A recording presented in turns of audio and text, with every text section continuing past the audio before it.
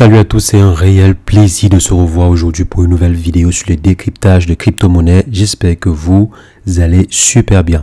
Alors les amis, il y a des actualités assez intéressantes autour des crypto-monnaies que l'on pourrait décortiquer ensemble aujourd'hui et principalement autour du Bitcoin et du projet Ethereum. Et ces actualités bien sûr pourraient impacter grandement le secteur.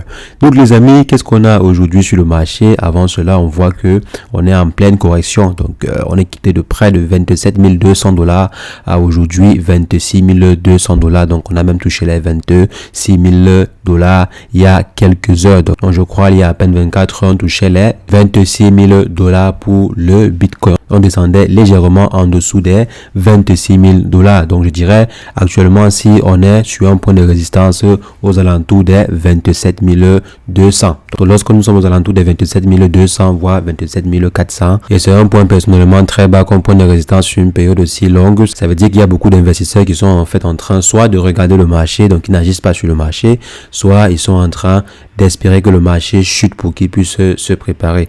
Et c'est d'autant plus normal vu qu'il y a un futur halving qui se prépare l'année prochaine. Donc il y a plusieurs investisseurs en fait qui ne veulent rien faire actuellement. Ils veulent attendre que le marché chute pour qu'ils puissent se positionner. Et je pense également que c'est le cas de plusieurs personnes d'entre vous. Donc comme vous les amis, il y a également plusieurs baleines qui sont en train d'attendre que les choses chutent, que le marché en fait dégringole pour que ce dernier puisse se positionner sur le marché. Il y a donc certaines personnes qui shortent le marché lorsque celui-ci atteint, par exemple, pour le cas du Bitcoin, les 27 000 $, 27 500, 27 400 et tout. Donc, lorsqu'on essaie un peu de se relever, ces derniers shortent le marché.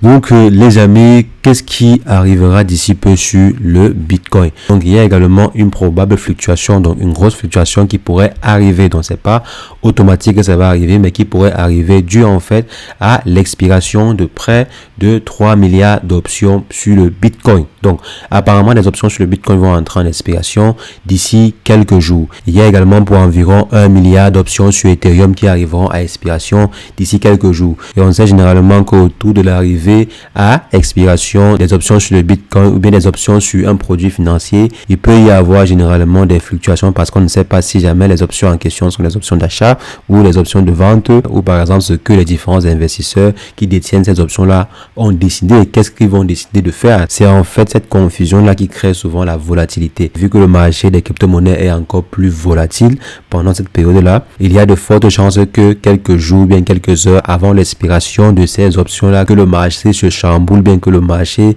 soit extrêmement volatile.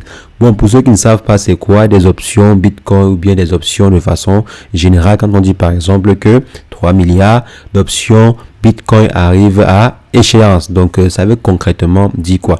Les options Bitcoin, bien les options, en fait, c'est généralement un produit financier qui va se positionner sous un produit sous-jacent. Par exemple, je souhaite avoir des options. Et ce produit financier en fait permet de pouvoir acheter le produit sous-jacent à un prix fixe. Par exemple, l'option Bitcoin. Si je détiens les options Bitcoin, ça veut dire que j'ai décidé d'acheter le Bitcoin à un prix bien précis. Bien sûr, je paye un certain forfait pour avoir accès à ce genre d'options, accès en fait à ce genre de fonctionnalités ou bien ce genre de privilèges. Généralement, ça peut être un produit premium, bien accès premium qui vous donne en fait la possibilité de pouvoir acheter le Bitcoin à un prix fixe. Donc, je peux par exemple aller sur une plateforme qui propose ce genre de service. Je dis que ok, je souhaite acheter le Bitcoin à 25 000 $. Donc, aujourd'hui, le Bitcoin est à disons 26 000 $. Ça veut dire que dans mes équations, je pense que le Bitcoin va chuter jusqu'à 25 000 $. Donc je m'en vais sur une plateforme qui propose en fait des options Bitcoin et je dis ok, je veux acheter le Bitcoin à 25 000 $. Je veux acheter environ 10 Bitcoins à 25 000 $. Donc je m'en vais, je paie simplement les frais de l'option en question et ensuite lorsque le Bitcoin va peut-être descendre en dessous des 25 000 $, je m'en vais simplement, je vends et je récupère mes bénéfices. Supposons par exemple que le Bitcoin descende à 24 000 $. Et si cela arrive, qu'est-ce que je fais? Je vends simplement et j'en tire le maximum de bénéfices possible. Donc voilà, grosso modo, c'est quoi une option? Et actuellement, s'il y a pour approximativement 4 milliards d'options, donc 4,8 milliards si je ne me trompe pas, donc comme ici, 4,8 milliards d'options qui seraient en cours d'expiration, donc qui arrivera à échéance le 29 septembre prochain. Et le 29 septembre en question marque également la fin du trimestre, donc généralement un mois de tendance baissière, donc il y a de fortes chances que le marché soit baissier ce mois-ci. C'est depuis 2017 que cela arrive, et si on vient par exemple ici, on voit ce mois-ci, le mois de septembre, on est plutôt sur une pente intéressante, donc on n'est pas encore en pleine correction, mais on n'est pas à l'abri. On n'est pas aussi à l'abri d'une correction peut-être à la fin du trimestre et tout. Donc, soyons aux aguets, continuons de s'informer. N'oublions pas également qu'il y a un processus qui n'est peut-être pas encore enclenché. Le processus en fait de vente des crypto-monnaies de FTX. Ces derniers avaient en fait annoncé qu'ils devaient commencer à vendre les crypto-monnaies qu'ils possédaient. Donc, à vendre pour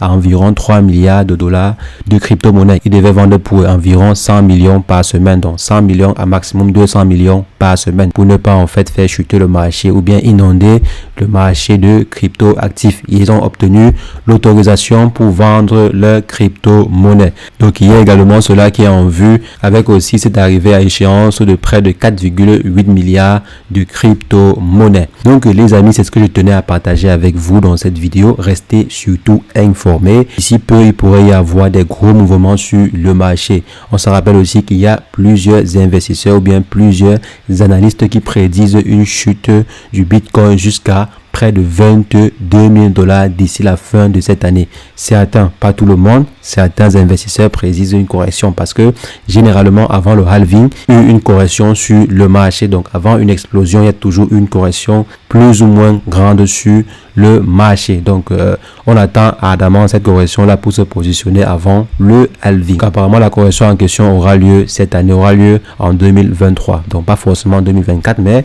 2023. Et il ne reste que quelques mois pour que l'année 2023 se termine. Il est fort probable que d'ici quelques temps, vous voyez de grosses fluctuations sur le marché, de gros mouvements peut-être baissiers sur le marché. Donc les amis, c'est ce que je voulais partager avec vous. On va se revoir très prochainement pour une nouvelle vidéo sur le décryptage de crypto-monnaies. Mais entre-temps, portez-vous bien. Ciao, ciao.